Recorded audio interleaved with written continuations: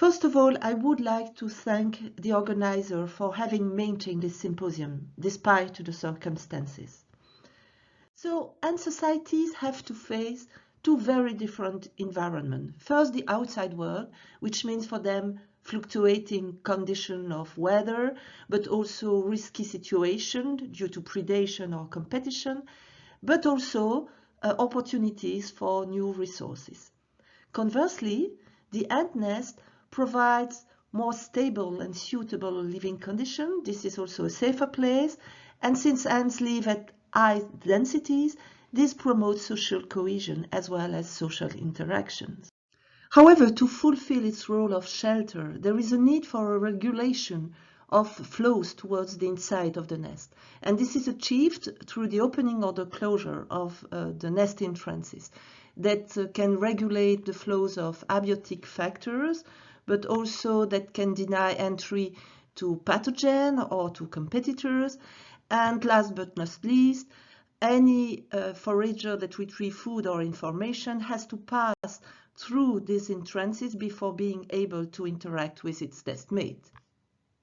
So, in every respect, the nest entrance meets the definition of an interface.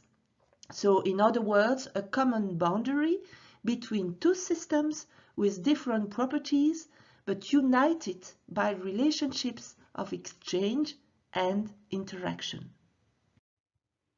The nest entrance is made of a physical interface that is simply the nest hole, but also of a social interface, that is the population of gatekeepers. In some species like the turtle ants, these gatekeepers are easy to identify due to their specialized morphology with their flattened head to block the nest entrance. But in the majority of ant species, it's more tricky to define this social interface. And we suggest to define this social interface as follows. So this is the population of ants that is located in an area close to the nest entrance, and in which the ants are majoritarily oriented towards this entrance. Also, we found that these oriented ants were more likely than non-oriented individuals to make contact with incoming foragers. Also, they made more numerous contact and of longer duration. So we suggest that the social interface is the population of ants that are preferentially oriented towards the entrance and therefore that are more likely to interact with incoming nestmates. So the social interface of the nest entrances acts as a front line for interaction with incoming ants. One should keep in mind that the feature of the interface itself can influence, can modify the flows that are passing through this interface. For instance, the light beam will be deviated and split when passing through a prism, or the computer data will be transcribed into a more user-friendly representation. By analogy, one may wonder whether the structure of the nest interface, here the number of nest entrances, can influence the colony foraging behavior. To answer this question, we use the red ant Myrmica rubra that built polygamous nests with multiple entrances and that carried out mass recruitment by the laying of a recruitment trail. We deliberately used a very simple nest design with a single chambers. Here we have the one entrance configuration with a central entrance. And in the two entrance configuration, the central hole was closed by a small plug, and the two lateral entrances were open. Each colony was tested in each of these two nest configurations. They were staffed for 2 days, and after that they were provided with a sucrose solution, and we video recorded the foraging area for 2 hours. This allowed us to draw the recruitment dynamics of nestmates and also to detect whether a trail occurred and emerged. For the recruitment dynamics, you can see that the total outgoing flow of forager was increasing steeply, and we found no differences between the one entrance and the two entrance nest configuration. So there was no impact of the number of entrances on the number of forager that were mobilized. For the trail detection, we avoided a buy-high detection because we wanted to avoid bias due to the observer. So we developed a technique of image processing.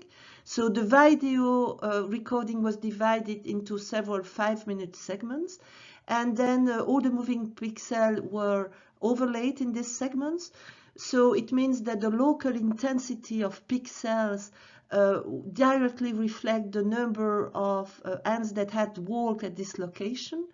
And then we use several features related to the distribution of these pixels and their entropy in order to set apart the images where a structure was detected and the images where there was no structure. After that, we used an algorithm of ridge detection in order to delineate the trail. So we got these two types of trail detection. So for instance, in this case, for the one entrance nest, you can see that the trail started to appear after 5 minutes and become well established later on. And here you can see in the two entrance nests that there was no trail emerging at all. We found that the trail was more likely to emerge in the one entrance nest configuration than in the two entrance configuration. The trail was also emerging earlier and lasted for longer duration. So it seems that more entrances make a trail less likely to emerge. These results were, however, not statistically significant, but they were confirmed by a more detailed analysis of the two entrances results. As you may expect, in the two entrance configuration, both entrances were not used equally. And we can calculate an asymmetry index where the zero value was obtained where both entrances were used equally, and a value of 1 when only one of the two entrances was used. And you can clearly see a significant correlation between the level of asymmetry in the use of the entrances and the duration of the trail. So it means that the trail appears only when the ants focused their activity on one of the two entrances. So it seems that when a limited number of recruiting foragers is scattered between two entrances, the rate of trail reinforcement doesn't compensate for the loss of pheromone due to evaporation. So yes, the structure of the physical interface may influence the colony foraging behavior when they maintain the recruitment rate below the critical threshold that enables the emergence of collective patterns. And so the take-home message is that the nest architecture, and here the number of entrances, can exert its influence beyond the nest boundaries, up to the collective structure that emerge in the outside.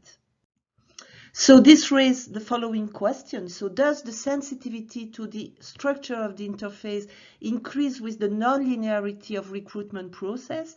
Indeed, we assume that less nonlinear recruitment mechanisms such as leader-based recruitment to be less sensitive to the number of nest entrances.